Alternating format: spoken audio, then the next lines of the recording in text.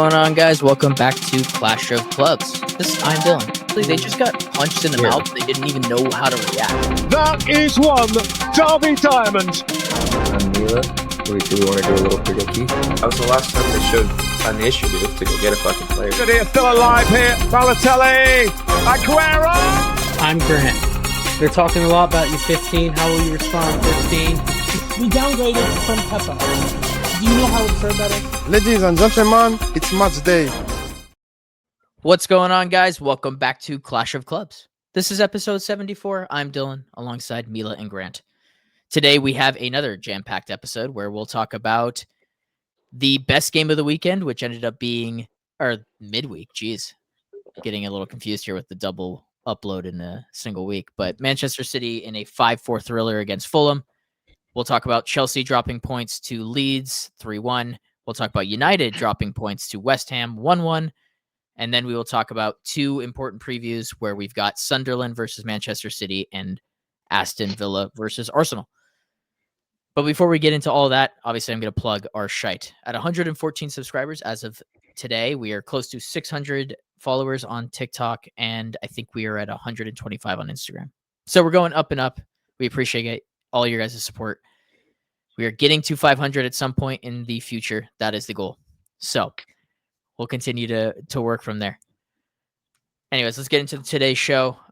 Predicky counter. Grant had a big week. He got a United draw, 0-0, and he got a City win.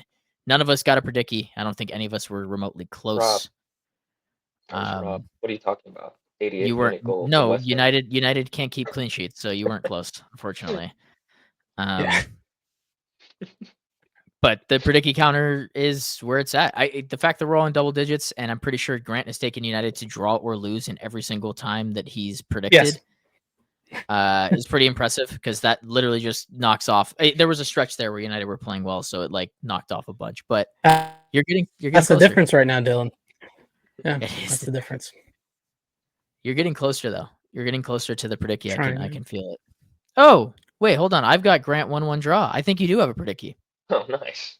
You do have a Predicky. Grant Mila in our text chain said that it was 0-0. I think you but said you 0-0 have originally and then changed it. Predicky 1-1 draw. Good for you, Grant. I will have to change this. I'll throw it up at the very end of the episode to give I think you we're gonna have to. I think we're gonna have to scrap this. I think we're gonna have to scrap. Right. I need a lot more than this.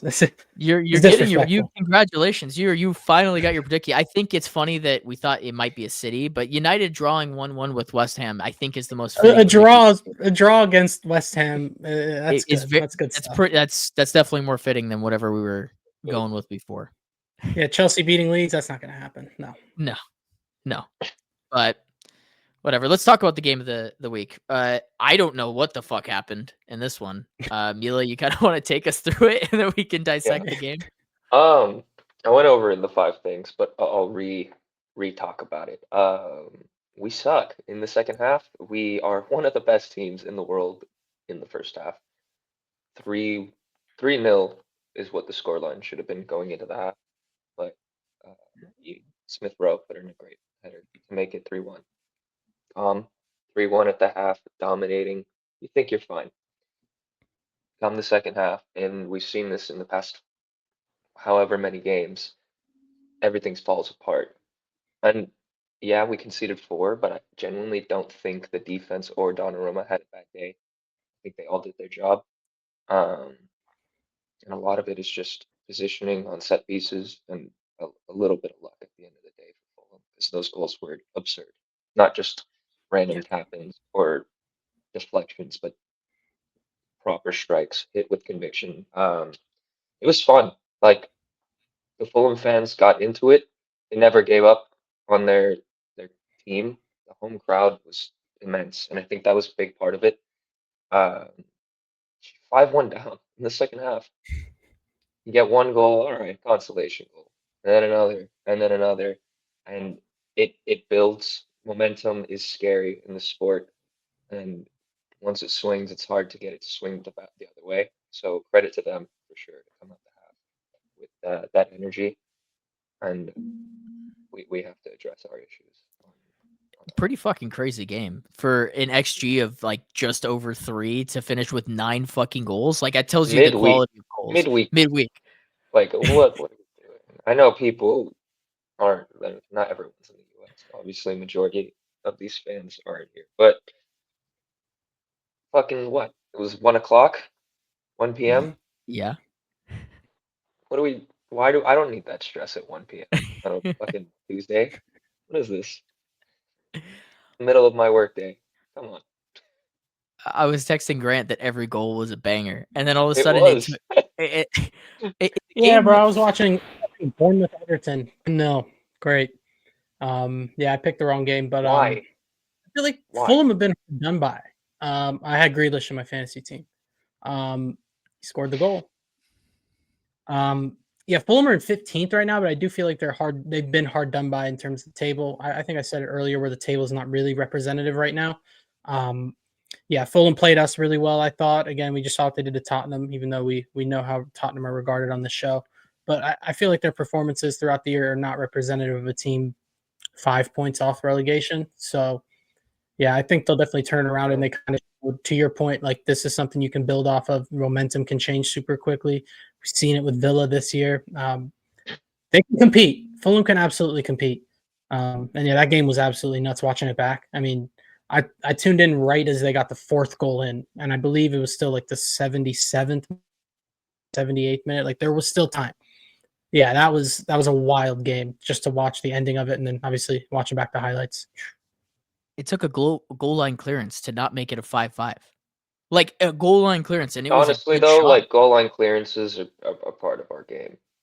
No, they are. Like that happened, and I had Stones flashbacks, I had Walker flashbacks, and it's part of being City. It's part of being a City fan. We like to make things as difficult as possible for ourselves. We'll leave it late in the season to win a trophy. We will fucking 5-4 against Fulham after winning or being up 5-1. Like it's typical City. Very. No, very this was much not typical though. But the feeling is definitely one that I've felt before. But this type of collapse in the last couple games is absurd. It's unheard of. Yeah. So, I mean, do you want to get into your Cherokee conversation here? Yeah. Shout out Nico O'Reilly though. Before we do that. Oh yeah, that's a good point. Yeah, He's good. Guy, that's a baller. Yeah. So what do you want to say about it? Because I think we'll go from there. Just based off of what we've talked about, I think we built up Cherokee to be this chaotic footballer, this guy that'll try anything. He'll lose the ball, but also have some absurd passes to set up Holland, to set up Foden, Gavardiol in this game. But in the past 2 games, that is the complete opposite of the way he's been utilized by Pep. Pep is bringing him late into these games where we have no control over the ball. And he's saying, you go out there, you keep the ball and make sure we keep it. And I think that's a massive change from what everyone kind of perceived him as. And I think it's a lot of credit to his work off the pitch and also just how he can help us in the system. Still don't think we necessarily know what position he's going to be best in. But the fact that Pep trusts him in those situations rather than some of the other options on the bench, I think is super talented. Yeah, I was surprised when I saw the substitution. I thought, like in my head, it's like, okay, you're only down, you're only up 1 now. You need to lock this game up. And in my head, with him coming on, it's like, are you trying to get another one? Is that how you're going to try and defend this lead? Is make it a 2-goal game? But to your point, like the perception versus the application is a complete 180. Like it worked very well. The amount of times where he was put under pressure and he did well to hang on to the ball, progress it, keep it going, just keep the ball. He did fantastic. So yeah, I was really surprised by it. And to your point, Mila, that sort of tag he's come with, like a bit of a maverick, right? Yeah. He's capable of more. He's clearly capable of more. And I think to do it this early into his time at a new club, obviously he missed time with injury. I think it says a lot, especially at his age too. So it's definitely something I'm going to keep my eyes on. It's to have him potentially in that sort of winger, but drifting infield role or playing in the midfield. Interesting. definitely interesting.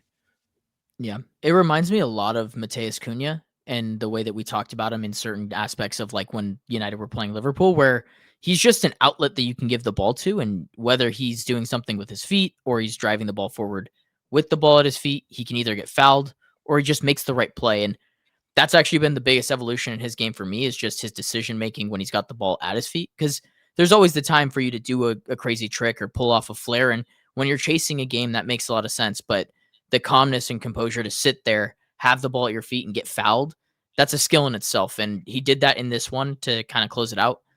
And that's the things that Pep will fall in love with about a player like this. Like if you can be a maverick in a game where you need a goal, and if you can be a maverick in the sense of you can see out a victory, there's two different ways that you can do that. I wasn't expecting it to happen this early in the Cherokee experiment with Pep, but it clearly is working. Like he's doing this. This isn't a one-time occurrence. Definitely. It's not something that happens. It's something we see often where it's like you see a player and you know that there's quality there, but you always think like, will it work, right? Like for me, like a personal one I can think of is a Joao Felix, right? Where you watch him and you can clearly tell he's talented, but will he be able to apply it in this system, in this team? Will he be able to make that work? And I think really that like we've seen that question a million times with signings, but with Cherokee is particularly interesting because he seems like this otherworldly talent, but a guy that we don't watch every week. You hear all this stuff about him, you're not too sure. So to your point, Dylan, I do think it is commendable to be able to see that sort of development this quickly at his age. It's huge because, again, we're not questioning the talent. Tons of players in this league are super talented and they're useless, right? So I think it does speak a lot on Cherokee. And if you look at the other guys that were brought in similar positions, like there's not a lot of players that in that mold have done the same thing. Like even Florian Wirtz to a certain extent, like they've had multiple games where they've been in leads and they've dropped points, or they've had a chance to do something like this and he's not doing that. You know what I mean? So it's just interesting to see his adaptation happening so fast. Xavi's another great example. His ability to do it quickly. I think we all thought when it was the first initial Pep thing was like, Pep can't ruin this guy. But honestly, this is just a completely new tool for Pep Guardiola to use in a different way that he's never had. Like he's never had a player skill that can get you out of situations. Like shit was getting real tight. Buttholes were getting super tight, and Cherokee helped kind of close it down, which is a testament. Yeah, I think you've even seen an evolution with Foden, right? Deeper, tight spaces, just deeper on the pitch. That's been in the making since he got out there. Sure, of course. He's been all too well. But yeah, just in terms of those other options, in terms of Cherokee, I think Savio should not have gone on. God, he's awful. And the fact that it's those types of situations when we're up 3-1, where he feels the need, or was it? I don't even know. It might have been up 5-1 at that point. I can't remember. Savio. He came in the 64th. I talked to you guys about it over text, but I do feel like he's treating him like an academy player almost at this point. Yeah. Coming on late in games where we think the game is done, trying to build up his confidence, and that's fine and dandy. We didn't pay much for him, but the fact that we were offered 75 million, this is how we're utilizing him. It's basically having another Bob. Don't need both, certainly. So I don't know. It's nothing against him. I just think with all the stuff that happened on the side, there's no reason for Cherokee to be losing out on minutes for someone like Savio. No, what's crazy to me is Cherokee finished with more passes and more touches than Savio did, and he came in almost 20 minutes later. Like it's just not a good look. Like he's not getting involved. Like City are a team that play with possession. Like I know that hasn't been the recent slate of things with the way that you guys are running and whatnot, but still, you guys still have the ball. We have possession in the beginning of games, in those first halves, and then we massively drop in our possession stats in the second half. So, like you were saying with the running, this is just what happens in the way we play. But to bring in Cherokee that late, to bring in Savio in the 66th, is like, if we know these are issues, then why are we doing that? Yeah, that's a good question. But this is the Pep Linders ball, isn't it? Like, isn't this the whole thing that he was doing with Liverpool? Was like this? He plays a gung ho, like super counterattacking. I don't even know what the right word is. It's a weird basketball game. It feels like with City every single time. Yeah, basketball. It's just like I just think we talked about it in the last pod, but we don't have subs right now. On paper, we do. But just because I like something or other City fans like something does not mean it's gonna play out with Pep. So he clearly just doesn't trust these guys. And we just are lacking. Again, we have no 6 cover. There's no cover for the cover. Nico G gassed out at the end of that game, and we looked terrible up until Nico O'Reilly shit. So it's like it's the same old shit. Who's also fatigued. O'Reilly? Yeah, he's playing a lot of games too. He's not fatigued. He's young. He's got legs for days. Not fatigued, but he also has a similar like large, heavy workload, right? Like no, this is not good for the future though. In his development, is like this is the type of player that is gonna get a shit ton of minutes early in his career, and then not have the legs later on. I would prefer us to keep him, give him a long career. He was a hard worker. He plays for the badge. Like he's just another one of those guys that City need to retain. Yeah, back to Cherokee. It's a mix of both. To answer the question that's on there, and I don't think we answered it. No. But when we need chaos, he can bring it. When we need control, he can bring it. And I think right now it's just him trying to find out when to pull which lever. But he has access to both. So as he gets better with Pep, like it's just going to be decision making, like you were talking about. He's going to be fantastic with Foden, with Holland, whoever else may join the club. Like I think he's a great addition to the team, especially for the price we got him. Yeah, his face being split in the thumbnail is exactly how I kind of view this question. It's both, right? He can do both when asked upon it, and you're right. To that, I'm just going to echo that. Is you ask him to be crazy, he'll be crazy. You give him that, you give him the leash, he'll take it. But if you tell him to restrain himself, to hold itself back, and just keep this team moving, that's a big thing. I think that he's kind of got this weird thing of him not being a team player or him not being a winner in that sense. Yeah. And that was coming from Leon, which I've been pretty clear. I not don't even just Leon, but I think there were multiple sources for that, and from everything I've heard from around the team and just from what I've seen, it's all bullshit.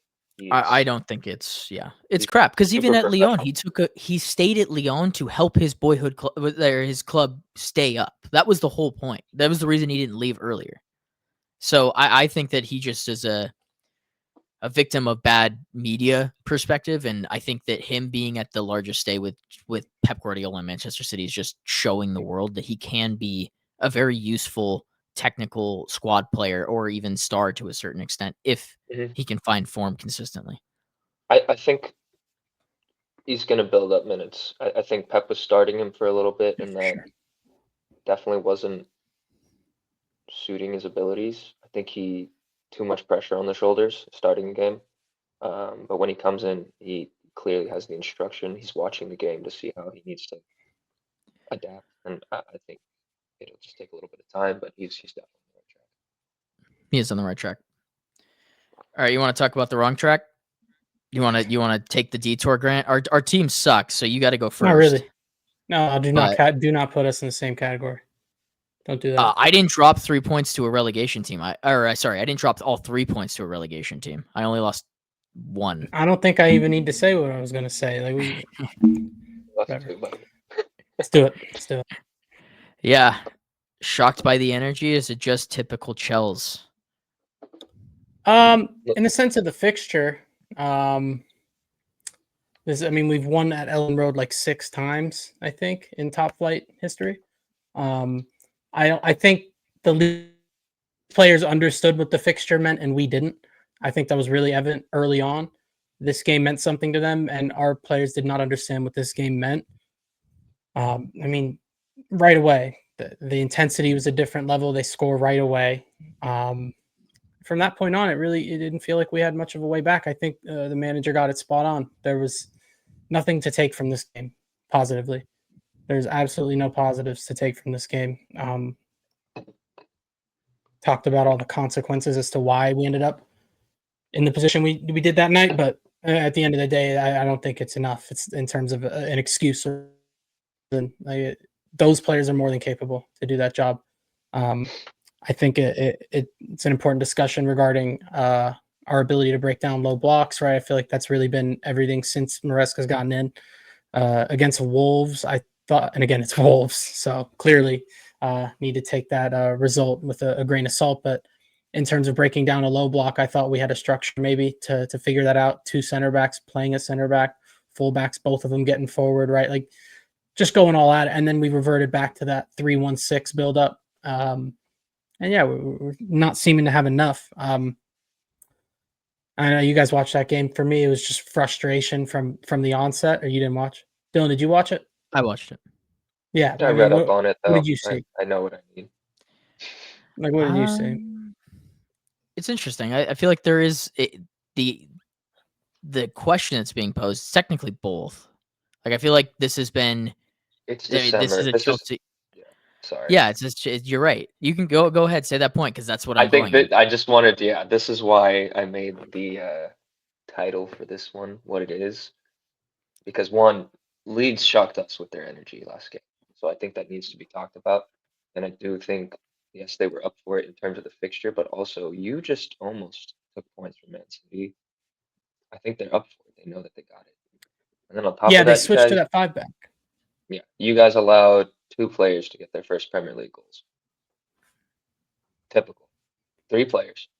Well, Calvert-Lewin's first goal with Leeds in the Prem, Yeah, I believe. 2 So first Premier League goals, period. Oh, ever. Great. Ever. Yeah. So that part to me is typical Chelsea, and I've seen it all over social media. Charity FC. Like, yeah. So I don't know. Is it both? Is it one or the other, or is it just typical Chelsea? Yeah. I mean, Burnley's I wouldn't say comparable because this fixture definitely has more history to it. But if we're looking at, and you do have to factor that in, but in terms of the Burnley game we just saw, I don't think they were particularly great in that game. But again, they were able to see it out, right? Like teams that are competing for a title or at that level, they can keep a clean sheet against a team in the relegation zone. Like they can go do that at an away ground and take care of business, right? We can't. That's the difference right now. So yeah, I totally think we were shocked by the energy, which is inexcusable. And then in terms of typical, yeah. Given what we have, I saw the lineup, had my questions. My questions were immediately answered about 3 minutes into the game. So it is what it is. You just can't. You have to cut it. You have to stop it now. It cannot get worse.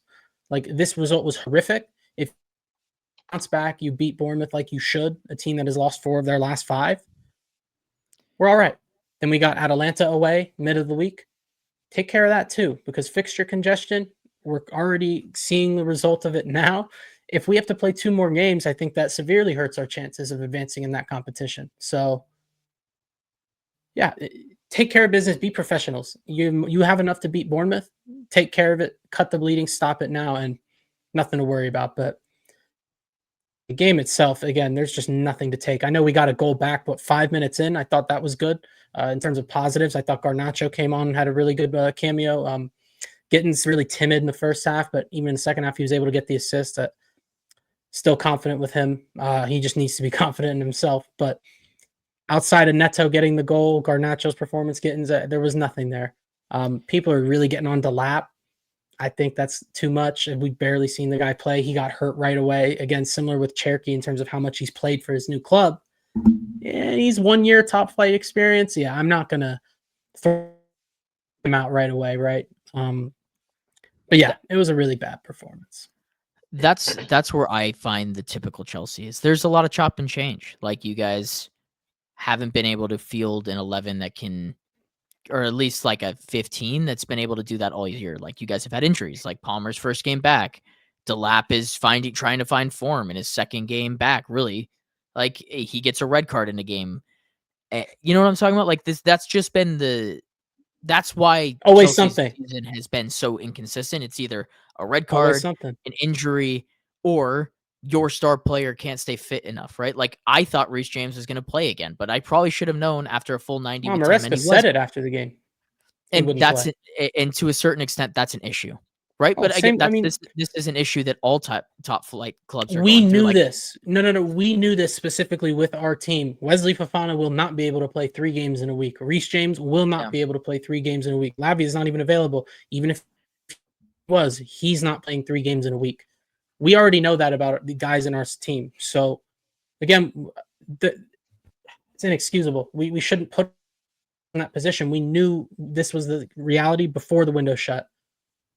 That's why, in my opinion, it's typical Chelsea. But I think that's a good segue into the main topic point for Chelsea, which is what ingredients are missing. I think the obvious shout is center back, right? Like Tosin was fucking awful.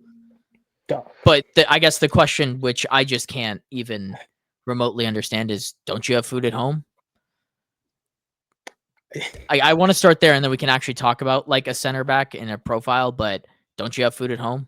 I have no idea why Joshua Champong just immediately got cut from the rotation, apparently. And do you remember his last performance? Do you remember his last performance? It was a good one, and then you guys dropped points Sunderland. After he got taken off, right? Yep, spot on. I thought I'd have to pull it up. You did remember. No, he had a great showing against Sunderland. The uptick in Chalobah's form, by the way, I always reference that he's a B-side center back. Someone's got to hold his hand. I think Achapong's already got enough quality. Not in every game, obviously, at his age. In that game in particular, he was the man. And then he gets taken off. Why is he getting taken? If he's playing so well, like what? That was like a fitness thing. I thought it was 75 minutes or so. That's what if he's not fit, he's not fit. Told. But he's fit now. That's what we were told. That was a month ago. Wasn't that a month ago? He's been on the bench. Yeah, he's been on the bench. And I understand the wanting to nurture players, but when the gap in quality is that different, I can't have it. Like we talked about it a while ago, like experience does not mean like you're a better player. Tosin is far and away the most experienced guy in this team. And even outside of the mistakes, right? There was one, they scored that offsides goal for their third that was offside before they actually got their third. Tosin's playing everybody on almost. He is like 5 yards behind Chalobah.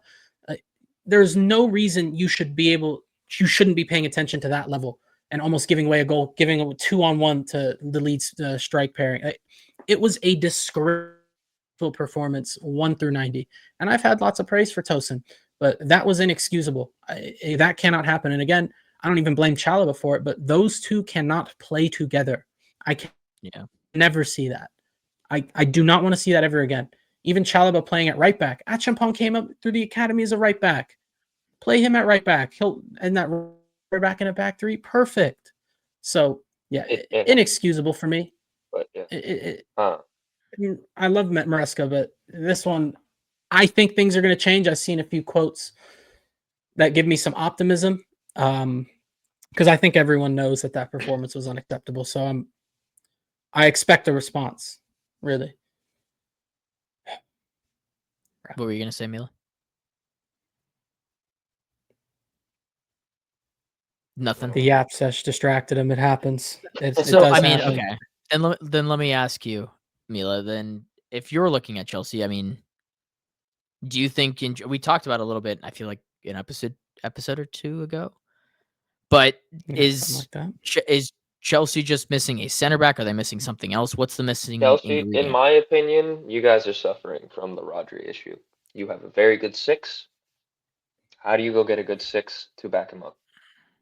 You don't. That's the thing. You go get an 8 that can play in the 6 like we did, and hopefully Caicedo stays fit or doesn't get suspended. Match banned. Yeah. But that's fine. I think you guys have players that can adapt to that.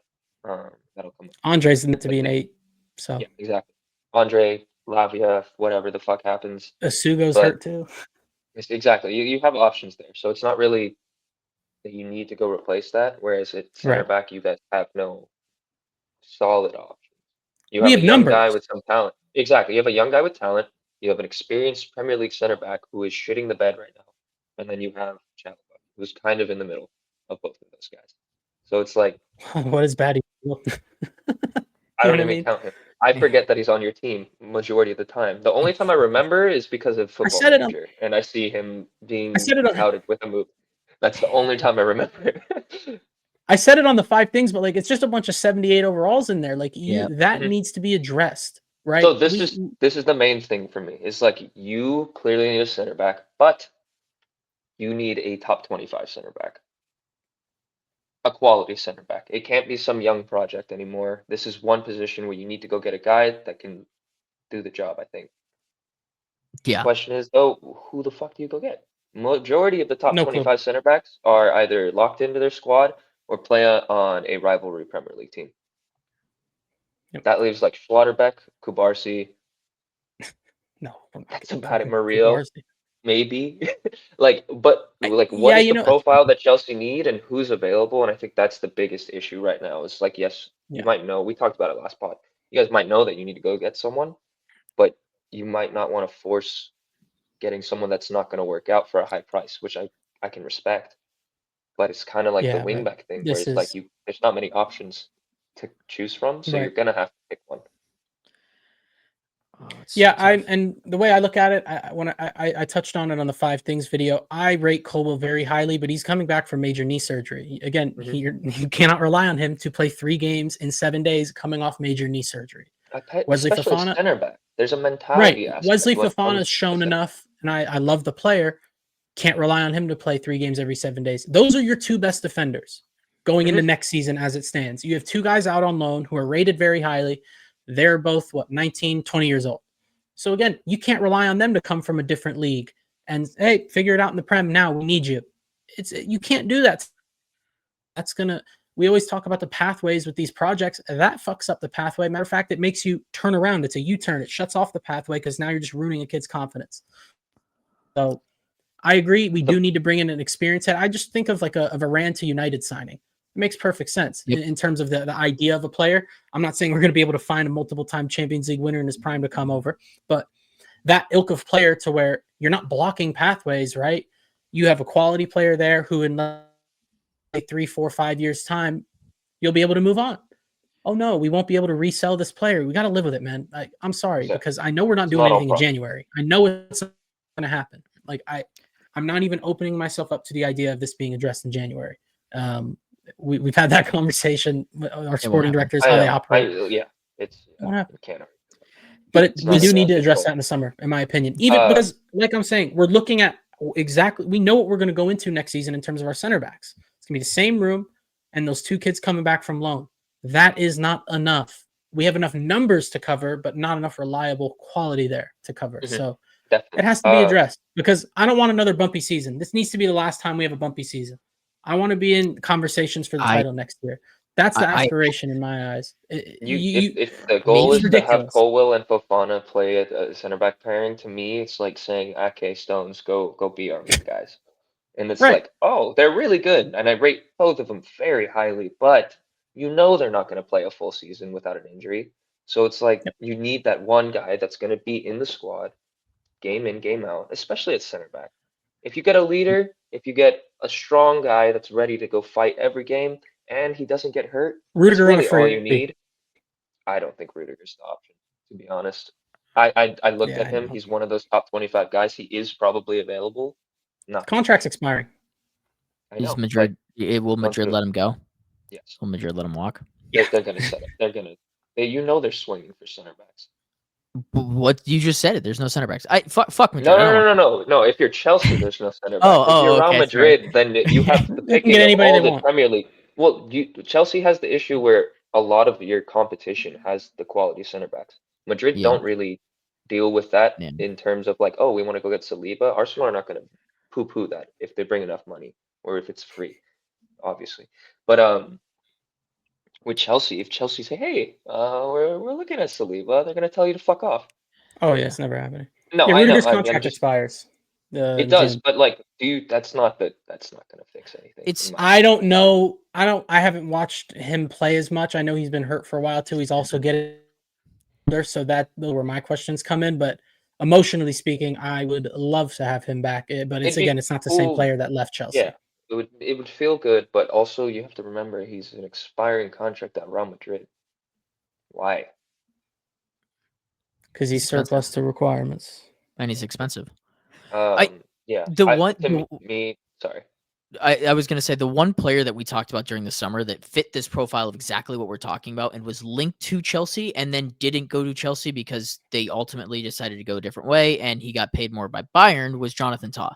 And Jonathan Tah is the perfect example of this because if you look we at were Bayern's never in defense, that conversation. but there was links to him. That wasn't a conversation of him.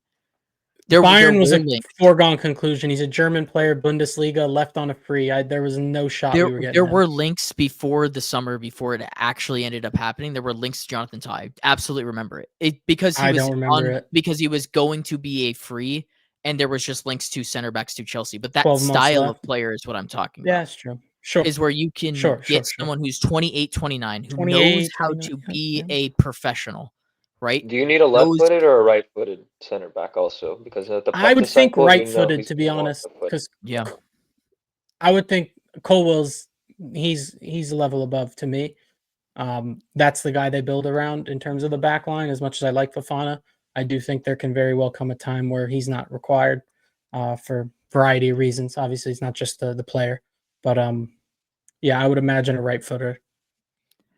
I think Colwell, Josh might be enough, but Josh is so young; it's too early to be able to do that to him. Probably a shelf it for a later conversation with Chelsea, but your idea of Chelsea being not a rocky thing when your whole philosophy is building around the youth is impossible. I find that as an impossible task because like even a team like PSG, like for the future, just the idea that if you're building your core around only young players and you don't buy any experience, like even a team like PSG who are also kind of in that same mold are now going through that turbulence because if you lose a guy, right? You lose a player, you lose it into an injury or there's a setback, you're going to have that rockiness because the guys that are coming in to replace him are not ready and they'll never be ready because the minutes don't add up and it's just this whole chop and change of just constant. This young guy isn't performing well. Okay, well, let's play him with this other young guy. Like Delap came off, who came on? Mark Guiu. Like that's you know what I mean? Like that's kind of the no, and again, in theory, I agree. I do agree in theory.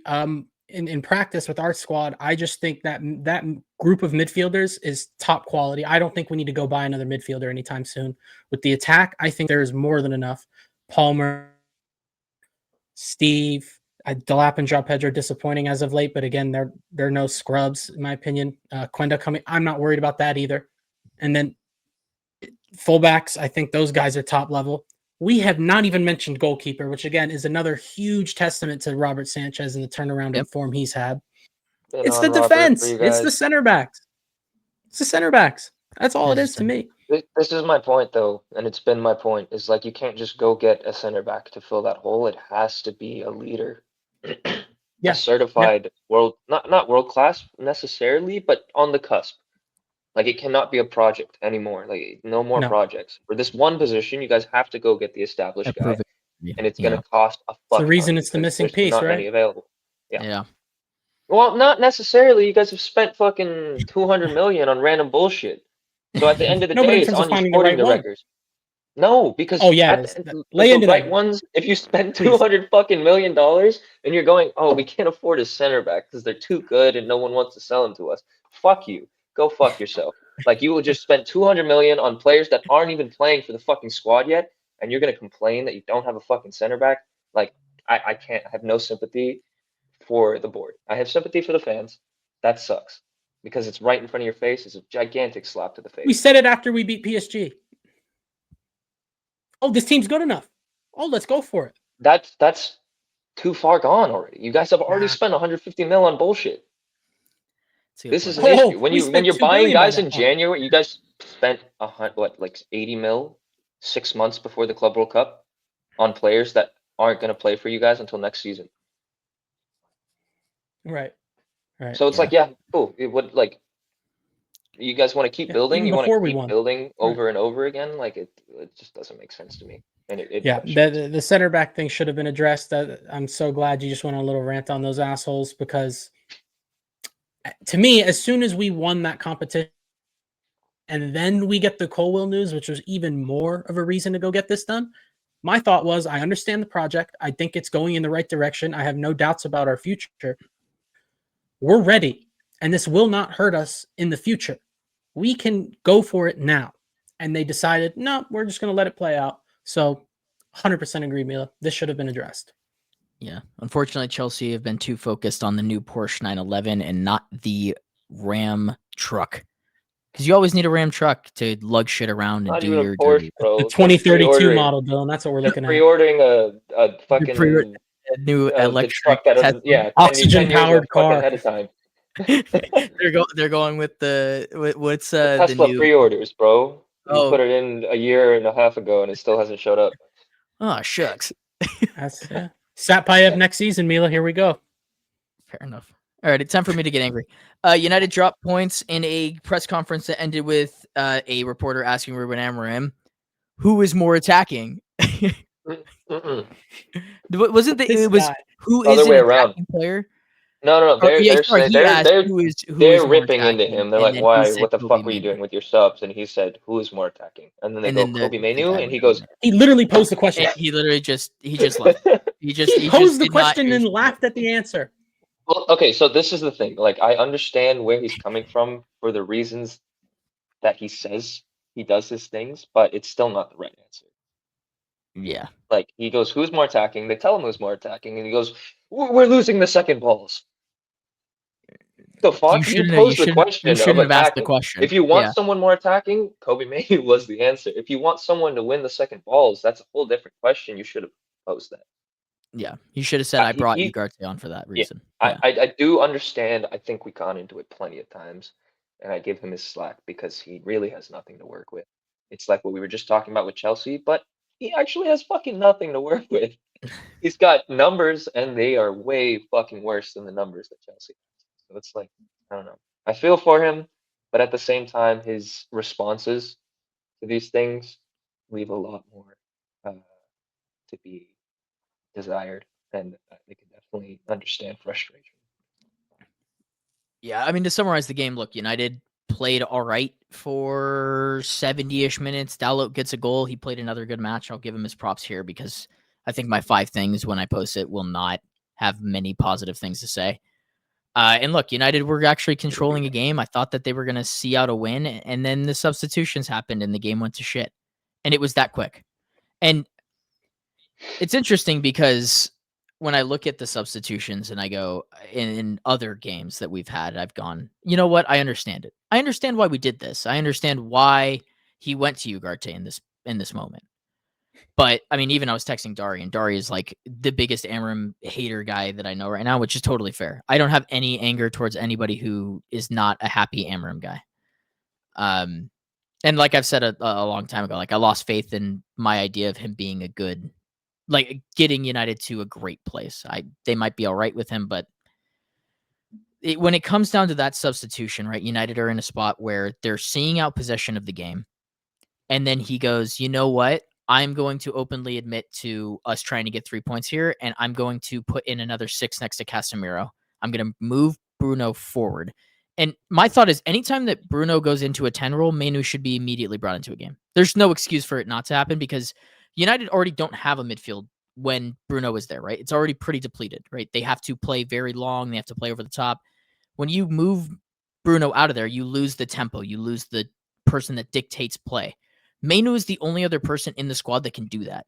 And when they were controlling possession, the only way that West Ham could have beat Manchester United in those spots is by bringing on Ugarte, keeping Casemiro in and saying, beat us on the counter with 2 slow 6s that aren't going to progress the ball. Mm-hmm. And so this is my main point, though, I think, is that in theory, what he did makes sense. To bring on the extra 6, to provide that extra support, and to say, hey, we can't keep a clean sheet. You've been saying it for the past couple of pods, we can't keep a clean.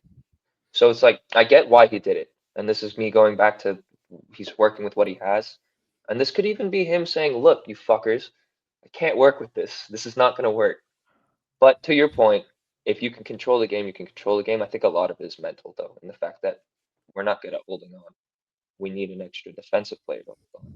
But I didn't watch the game, so you have a lot. Ugarte, from the minute he came on, and I know people have been super critical of him, but as soon as the ball would get to his feet, he looked terrified every time. And if I can see that, I think the opposing team can see that.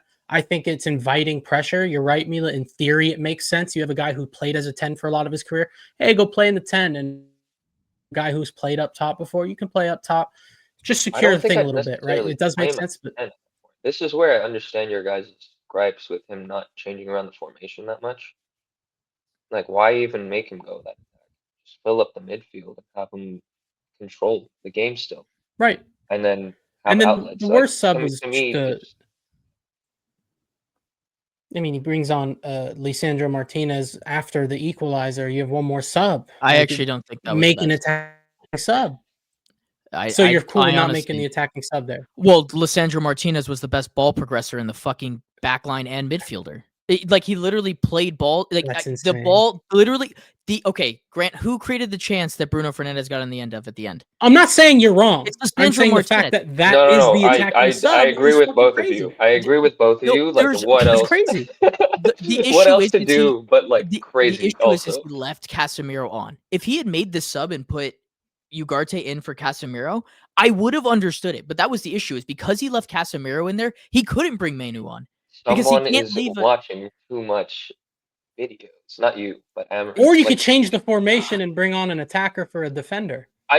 I think But we know he everything that won't we're do that. talking He already brought. The thing is he about could have like brought up is who? just shit that's going through his head. It's just Like Dylan, you're saying that Casemiro not coming off is the issue, but we've also talked about all season that Casemiro coming off is the issue.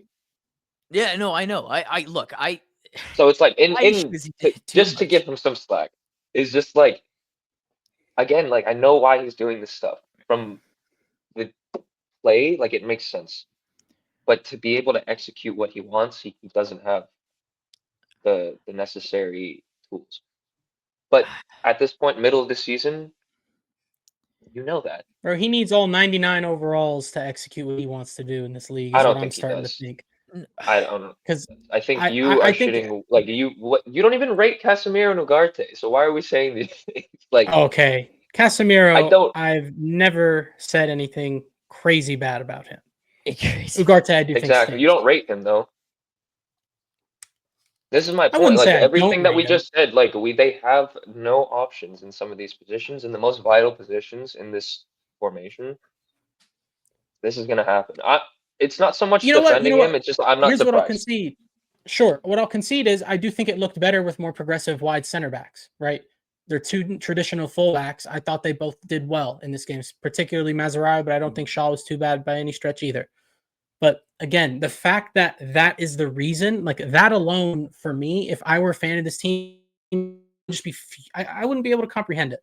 Like, at what point do you go, oh, we have Manu. Obviously, we know how high he is rated. And I've heard a lot about this academy kid that was on the bench too. Is that not like the United way? Like, yeah, get the academy kid on and he'll get the winner, right? Like, obviously that's storybook shit. But is that not the That's ethos footy, of the though. club? So, like, to me, it's just like, That's the it main. is I think so I'm glad you brought anti that up. what they are. The ethos thing is the big thing that has been an issue for the past Right? No academy 12 players in the years. lineup, all that. They lost that when Alex Ferguson left, maybe even a year or two before he left. But they don't have that anymore. So that identity is the thing we've talked about, I think, the most when it comes to United. They're trying to get that back, and it's not there right now.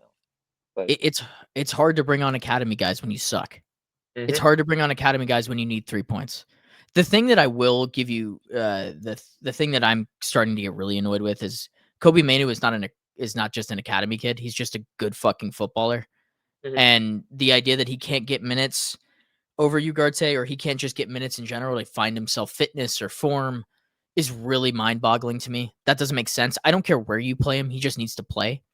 I think back to like the Phil Foden stuff last year where he literally was like having mental issues. Like he was having a hard time being a human being.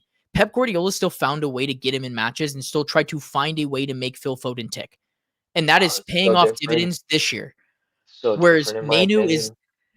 but That's it's his not. baby, bro. That's his baby. Yes, it is. It's so different. I'm sorry. But that's Like the thing is, Yeah, I think Amram Amarin hates likes Manu. Manu. I think it's I think it's the personal. complete To me, it opposite. looks personal. Honestly. It seems personal. I get the comparison though, where it's like, see what you can do to try and get him to pick up form with Foden No, last year, for yeah, example. I get where There you're was a coming certain from. I point where do it's just think like, you it's know very what? different. He needs a break. It is what it is. He's clearly come back and show that player didn't disappear. Clearly something was going on. And at a point, like you said, that's his baby. He realized, he said, you know what? Do what you got to do. So that's understandable. The fact that the justification for Mainu not getting in is because where does he fit in the system? That's fucking, it's asinine to me. Like that whole conversation. There's other reasons, Dylan, you feel free to jump in, but I don't think that alone mind the is reasoning. I don't mind the reasoning being that he's not playing in the 8.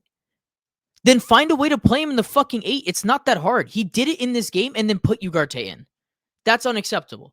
You don't put Bruno in a position that everyone is like, oh, this is where Bruno needs to play, which, by the way, Bruno in that position, I don't know if I'm in love with either.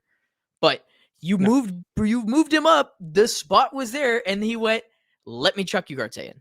And if the point of Ugarte coming in was to become defensive, right? You're going to sit back, then sit fucking back.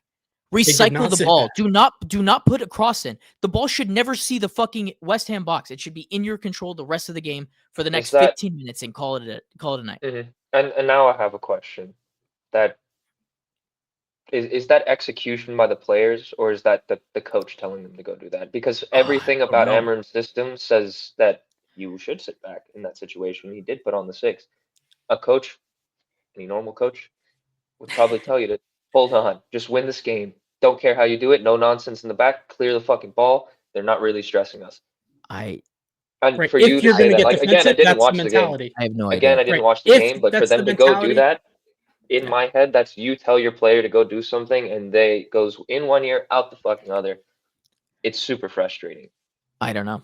To be completely honest with you, I don't know. And I don't know. Can we go into the gaps in the back? Sure. Let's go into the I don't think there's gaps in the back. That's my thing. I genuinely think you guys are missing a 6. And the defense looked fine. Yeah. Like this big thing in world football. You want to be a good team, you need a 6. What's the most rare position to find a good player in right now? The 6. You have to pay for it. So that's the thing. Like, look at all the top teams in the world, and what sets you guys apart from them. I think you guys can compete in a lot of positions, but when it comes to that position, especially, 2 levels behind everyone else that you're trying to compete with. So it's like, even if Casemiro does a job, he's B tier at most at this age. Like that's all you can ask for, and that's great. That's fantastic.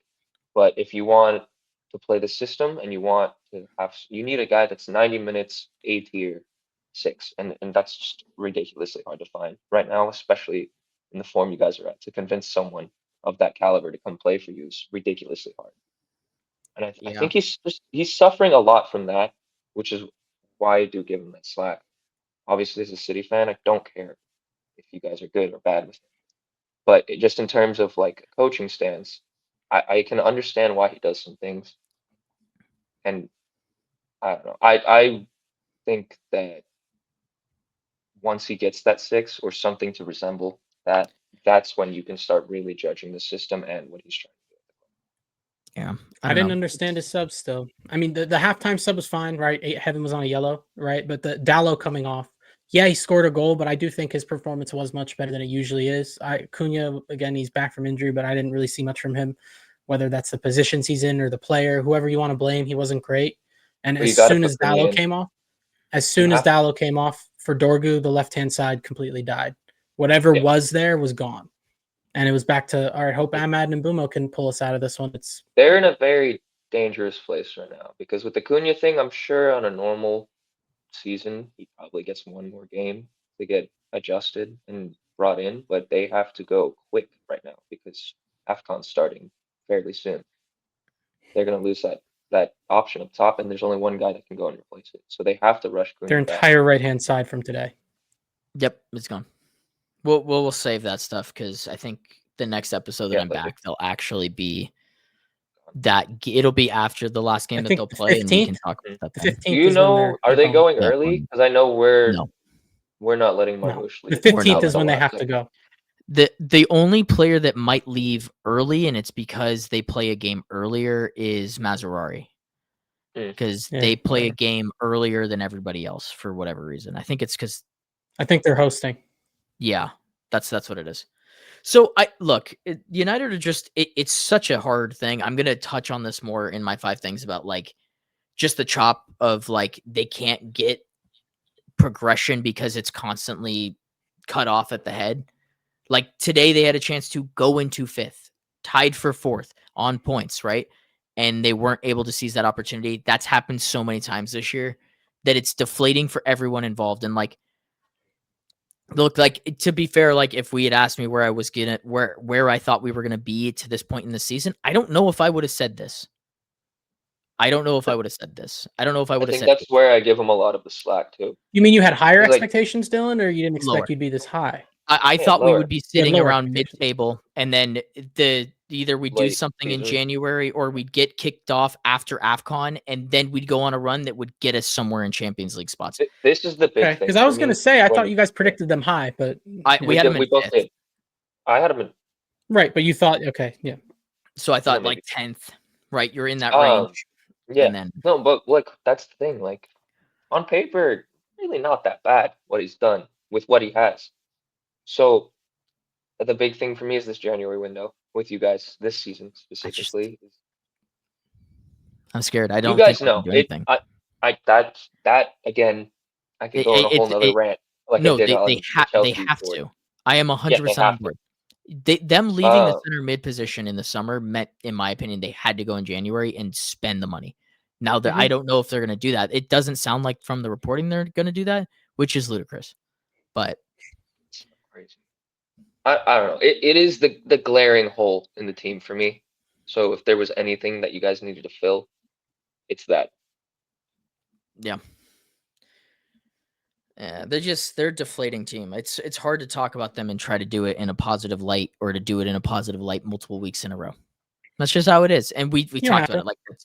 No, look, I've had time to kind of sit with it for a little bit, and like, look, they actually played a decent game for That's 70 what I minutes, heard. It was one 75 of your minutes. guys' best games at Old Trafford. And then To me, I thought the first like 25 minutes were competitive, right? Yeah. And then towards the end of the first half, United definitely took over. They were likelier to score, died down a little bit at the end of the half. And then from the start of the second half till honestly the Dallo sub for Dorgu, they were more than on top of it. The only thing I saw and then that immediately was invited West Ham to get back in the game. the Wan-Bissaka tackle on a yellow, which I definitely thought he should have got phenomenal. sent off. I have no idea how he wasn't sent off. That's a big thing. It's like if you guys are playing a good game and that happens, like I feel a little wrong. It happened who should after have got the sent goal. off? Wan-Bissaka on a yellow card went through the back of Dorgu, got an advantage played, and they never came back to give him the yellow. And he should have been off the pitch. I don't even remember seeing that. You'll end up seeing it on Twitter. There was sure. no reason for him to be on the pitch. It was a clear as day second yellow. It was 1-0 at the time, right? He was phenomenal though I throughout think it that was game. 1-1. Oh, it was 1-1 already? I think it was 1-1, but still that changes the complexion. Like it does change West Ham, against West Ham. They're just no, look, they would have sat in, but West Ham Yeah. actually had a chance to go and win the game at the end. Like the momentum switched to a certain point that may have switched in the other direction. I'm not saying United would have gone on to win. He was but phenomenal in that game. to another point, like he was super good, and he was responsible made for 3 of the goals we scored against them. Yep. Hey, it's a revenge game. I don't blame him. He was really good. All right, let's switch off of United and go into our previews for this weekend. I don't want to start with this one. I want to start with the other game. So give me 1 second. We were going to talk about. Oh, we just didn't make the banner. We didn't make the banner. So we're going to talk about Manchester City versus Sunderland first. Mila, your thoughts going into the match as a City fan? I will start with Sunderland because they have been awesome. They have been awesome. They've just been fun to watch. They're a team that plays with heart, and they have quality players that they probably shouldn't have as a recently promoted team. So I have a lot of respect for them and what they've built in such a short time. It's going to be tough for sure, but we have to get the job done. We're in a title race. We're at home. And that next game that we're going to talk about is kind of the reason that I think these guys should be 110% on the day. Is that's a tough game for Arsenal, and we have a chance to make it even tighter at the top. So yeah, for Sunderland, they're going to come out strong. Numbers, hard defending, but we should have answers. I think Holland's going to be immense. I think Foden's going to be a big ask for him this game. I'm not too sure if Doku's going to start. Is my main thing.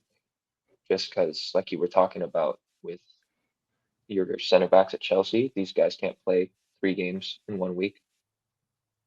Doku's the exact same, and he's been one of our best players this season. So I don't think Pep's going to risk it. We could see Marmoush. I doubt it though. I don't know. What do you like in terms of that position? I'm trying to figure out who Pep is going to put there. I think that's the main thing. The rest of the squad. Who he plays off the left? Mm-hmm. It's not going to be Savio.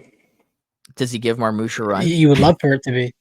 Marmoush has 200 minutes, like 221 in this season, which is ridiculous. But he is coming back from injury and going to AFCON. Yeah, dude, I don't know. That's a really good question. The answer is I don't know. Does he play Tesh Foden out Nunes, there? welcome back to left wing. No. No, there's no. You don't take your best player out of his best position right now. Do you put like? Oh, I don't know. I Yeah, have no that's idea. that's a good Clearly, question. Savio, Bob. No, Bob's are not the only touching the other left. It's choice. Bob or in. I don't know. Maybe this isn't Right. Like that is a huge Sunderland. To be fair, and they have been really good this season. They've won 1 out of their last 5. Right, 3 of them are draws. 4, right? Or okay, 3 of them. No, they've 3 draws, 1 loss to Fulham, and then they beat Bournemouth. But yeah, they're still a very competitive team. They're definitely going to rock up with the 5-4-1 that they've been using against the bigger sides. Ballard's going to be really huge in terms of the aerial battle with Holland. Set pieces, we know Donnarumma is a little shaky on those when he gets crowded. I don't think it's his fault. I'll go into No, I'm not saying it's his fault. No, I know. I think historically that's been an issue with him. They're going to try to put pressure on him. Those are the moments they're going to try to beat you guys. So it's a huge test. It's a huge test because, again, like you were just saying, if you have title aspirations, this is the type of tricky game that you're able to take care of. So this is where they can make up points. It's the same time as the Chelsea game. Damn it. Mm-hmm. This is the perfect place for City to make up points because Arsenal lost points or they dropped points to Sunderland. So this is where you make up those point margins, right? You beat a team that your rival in the standings dropped points to. I'm definitely a little worried, to say the least. But yeah, I know we'll be fine in the first half. I really have no. That's where I wanted to go with this conversation too. So it's like the second half against Sunderland, who don't stop. They don't stop the entire game. Nope. So it's like that's scary. They're way better than Leeds. They're way better than Fulham, and they have the same energy. Not energy, but mentality almost. Drive. Yeah. So I think it's a mental game for this one for sure. We're gonna have to score first and then hold on. Try to double it, of course, but I think it's hard to break down Sunderland's defense. I mean, shit, Grant saw it. Like, they don't stop running, and they hit you on the counter late in games. Like, they did it to Arsenal. Well, no non-running team will probably struggle with that. Yeah, Jesus, they're just fucking. They're ridiculous. They're such a fun team. Yeah, I don't know. I think maintenance and mentality are my 2 big things going into this. We have to maintain energy. That's not going too hard in the first half, maintaining it throughout the 90. Bernardo's going to be huge. O'Reilly's going to be huge. Also, I didn't talk about them, but they've just been good. The whole 90. Yeah. In terms of the Donnarumma thing, what I was going to say, though, is that he's not great at punching the ball out. But on some of the ones against Fulham, he punches it 15 yards. Should be good enough. This is why Diaz is crashing out in every one of those clips, is because none of the midfielders do anything to get their body in front of the ball. It's frustrating. He has to watch it go through 3 guys before it finally whizzes past his foot. And it's like, all right, what am I meant to do at that point? As a center back, I get it. And I'm sure Pep saw that. So in terms of the set pieces, we should be fine as long as they fix up on that in this game. All right. Well, how about we go a little old school here? Give me your man of the match and then a predicky, and then we'll switch over to Arsenal.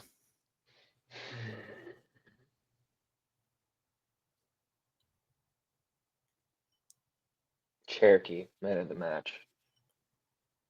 Off the bench.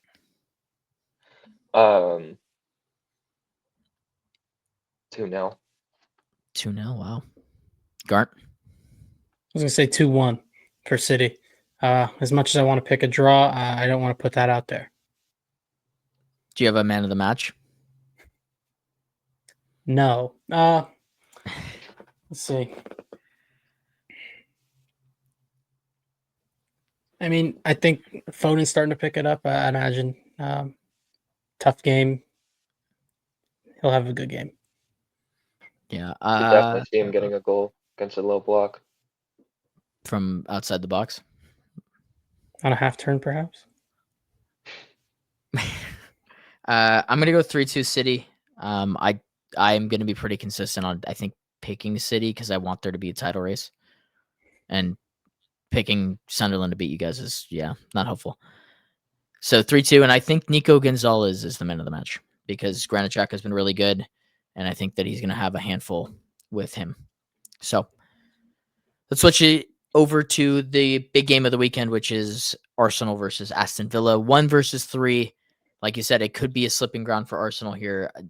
Aston Villa, we haven't talked about him much. We're going to save that conversation for Craig from We Are Soccer to really dive into it because he's a huge Aston Villa fan, but they've been in really good form. I think they've won like 8 out of their last 9 or 9 Something like out of their that. last 10. We're literally a team that could not buy a fucking goal to save their life. 5 games without a goal. 5 games without a goal. Couldn't buy it. And are in 2 competitions, have eventually just figured it out. And as much as I am a Unai Emery hater, I have to give him major props here. He's just been fucking good. And they've been really good with a lot of spare parts, and they didn't really do a lot in the summer. And he's getting the best out of their squad, and they become really good defensively, even though they won 4-2, 4-3 the other day. 3. Yeah. So I'll let you guys kind of run with that, and we can get into the match breakdown. I think the biggest thing is that it's at Villa Park. It's an early kickoff. None of these things help Arsenal whatsoever. I don't know. It's going to be interesting for sure. I think Watkins getting the brace last game, promising, but he hasn't been great this year. So you're going to look at a Morgan Rogers and other players to probably spark something. He's picked it up a ton, Morgan Rogers. He had a slow start too, but you're starting to see the player from last year come back. I think Onana, Kamara, in terms of physicality in the middle, I mean, that's tough to compete with. You have McGinn playing somewhere, running around, right? Like, Villa has always been a tough matchup for Arsenal, historically speaking, in recent history. I think they can give them problems, but to your point, I do think it comes down to, are Villa able to put away a chance? Who are they even going to play? Yeah. Timber probably play in their team. Huh? Because Timber will probably play center back. Did he not? Mascara's hurt. Oh, true. Okay, yeah. Timber, because Timber came on for Mascara. Ben White played well. Forgot he was there, so he'll be probably right back. Timber in the midfield? It might. No, I think Rice is fine. I think Arteta said he's going to play. Oh, yeah. So why was he? Bro, this is what they do. They've been doing this. Why is he complaining when his player's fine enough to play another full 90? They're working on the long throws, remember? Oh, that's right. They want to make him the best set piece guy in the world. They've also dropped points in 2 of their last 5. So I wouldn't be surprised if they drop Arsenal? Points again. Yeah. I don't know. This is a good Styles makes fight. Like Unai Emery, bad blood against Arsenal. Honestly, like, I haven't been overly impressed with them going forward recently. They just don't really have much of a spark and an edge to them. Like, I honestly thought Noni Madueke did a lot of stuff similar to Saka in their last match. Obviously, Saka comes away with the goal at the very end of a match. But, like, they're just one of the best defensive teams in the world. And they get 1 or 2 goals off of a cross, or they're just super effective, right? Like, they don't, and then they can just see out matches. And Villa, I think, just pound for pound does a lot of that stuff really well. They kind of can sit in a low block, hit you on the counter. It's just going to be down to, can Ollie Watkins fit the 1 or 2 chances that he's given? Don't think there will be a lot in the game. Emi Martinez didn't play last game, so I think that's also huge if he's not playing. But yeah, I think if Villa Park's up for it, which I don't doubt that they will be, it's a tough place to go play. And especially if Villa get any sort of momentum, the crowd will be more than happy to get behind them. So yeah, that's a really tough place to play. But Arsenal they are very good at taking the sting out of games, right? Whether or not you want to have questions about their final third, it's more than justified. But really, everywhere else on the pitch, it's very straightforward what they're capable of. And you can absolutely just dead a game, sneak a goal. You don't even need to go get a second in some cases. In this type of game, you probably do. But for the most part, that's enough for them. So, yeah, I'd love to see Villa shake the room up a little bit. Alrighty, no man of the match for this one because I don't want to even hear it. But let's just do predickies, and then we'll do predickies for United and Chelsea games, and then we will get on out of here. I'm still giving my man of the match. All right. Okay, then 1-1. give your man of the match. Give your man of the match. Say 1-1. I did.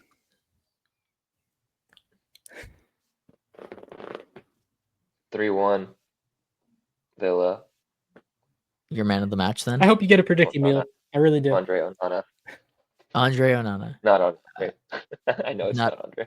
Not Andre Onana.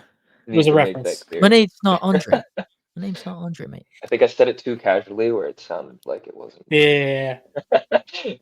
Well, it's okay. He's not the Andre Onana that you aren't speaking of didn't even make his national team for AFCON. So it's so good at Travis. Yeah, right. Right. I'm only thing I can't pronounce. I'm gonna go 2-2. Trabzonspor. Oh, nice.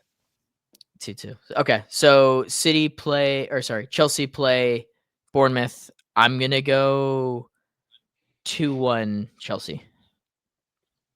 A little bounce back. I will say 1-0. 1-0. Go 2-1 Bournemouth. Fuck you. You scare me with no Caicedo, bro. Sorry. Yeah.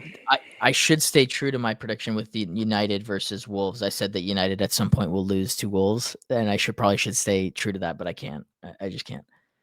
I really hope we don't give Wolves their first win, but I'm gonna go United 3-1. 2-2.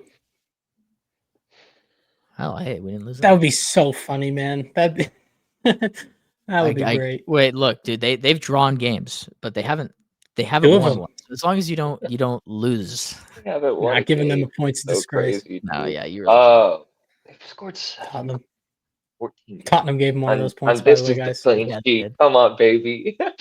You're going clean sheet again. United, yeah. 7 Oh goals God. in 14 games. Are you fucking kidding me? I'm gonna tell you, Mila, you are what's going the to score? be very disappointed. They have 7 goals. They're scoring a half a goal a game. Yeah, I'm telling you, man, you're gonna be very disappointed. Just wait for that Bellegarde screamer to make it 1-1. Just wait. Yeah, if anything, they're gonna go down a man within the first 10 minutes of the match and score. Yeah, that Bellegarde screamer from there. Look, I hope they win. I'm gonna be in Costa Rica. Did you say, Mila? I know you said clean sheet. I said 2-0. What'd you say for the score? 2-0. Okay. Yeah, 2-2, baby. Come on, Strand Larson. All right. Lock in. Those are our predickies. Like I said, I won't be here for the next one. We'll probably have some loser Arsenal fan on for the next one. Oh my God, is Bellegarde playing? Yep. Mila going through the Wolves team.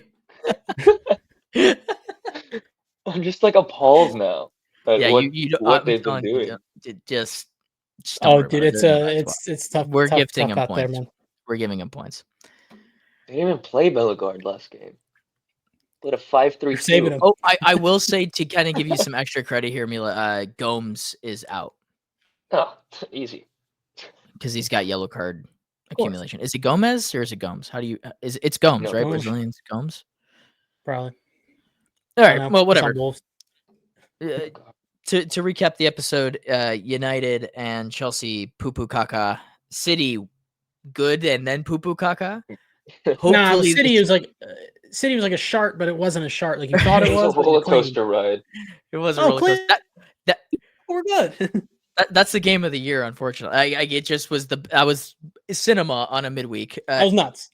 And then hopefully this weekend, Arsenal Pupu Kaka, so you guys can bring Facundo on because we only bring him on when they drop. Yeah, points. I haven't told him yet. Obviously, he'll probably watch us and see it, but yeah, we'll probably get him on. So I hope they drop points. Got to stick with the theme. Honestly, that might be a good omen to them dropping points. It's just him potentially. That's right. Yeah, we're planning on it, Mila. Yeah, we're planning on it. All right, let's get that out there.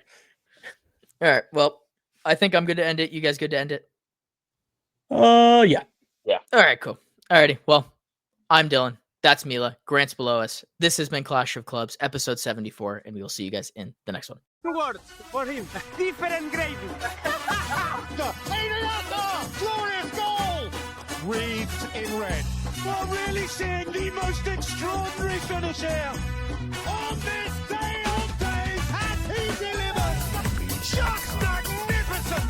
Potentially life-changing! That's football. Minute you let it under your skin, then you begin to make it better.